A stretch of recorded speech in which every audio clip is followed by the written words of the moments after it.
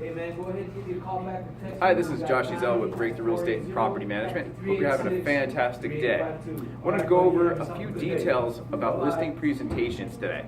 And ultimately what I found is what type of listing presentation you use is really dependent upon you and what you're comfortable with and what you'll find works for you.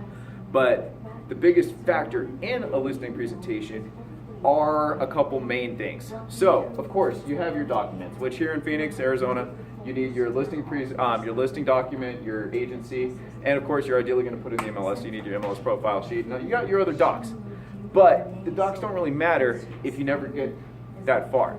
So let's actually buckle down and get into the actual listing presentation. So, every home value is based on comps. So the quality of your comps are going to truly determine a lot of how the listing presentation goes. We don't know up front per se how much the seller needs to net. We don't know the timeline. We don't know a lot of the factors that will truly figure out where in the comp window that lister needs to be, right? You have your high end of comps and your low end of comps, and then you have the middle. So if a person has time, obviously you could probably wait and try to max out the high end of comps. But if a person needs to sell and is motivated, you need to list it right where it will sell in the time they need, right?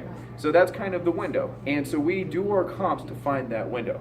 And then once we get into the house, we could actually look, oh, these are the upgrades here. This is the lot. Oh man, those are power lines right there. Oh man, do you know your neighbor has 50 chickens? You know, there's a lot of factors that play in once you get to the house. So those are the details we work in to the CMA. So to work the CMA up front, then factor in the details once you're there. Then you get them down to the table. And that's where the magic will happen. That's where building rapport and confidence in the sellers. Asking questions. Agents come in, they sit down at the table and blah, blah, blah, blah, I'm the best agent, I've sold this many homes, I can give you this much, I'm gonna do this, blah, blah, blah, blah, blah, blah. That's not gonna build rapport. That's not gonna do anything. What you need to do is find out, what are the seller's motives? Why are they needing to sell?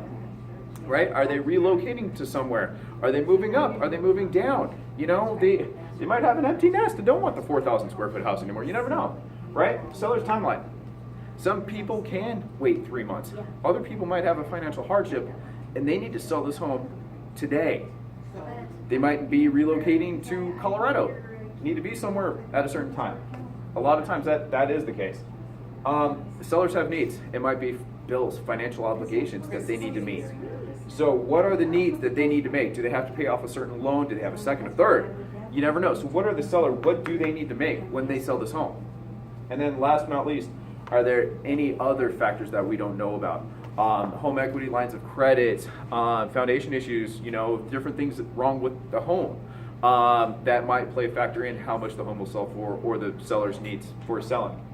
Once you have all those, you can cater your presentation literally to the sellers and their needs.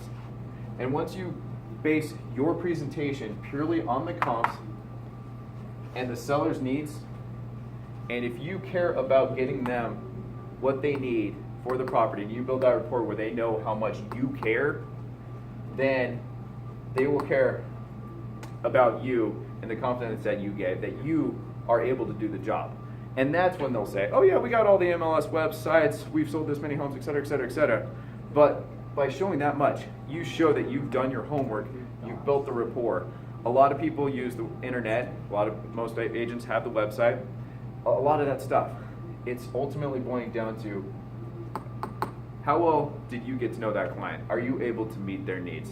And did you care enough to give them the confidence that they actually believe you can do what they need to get done? And that's how you do it. Thank you so much.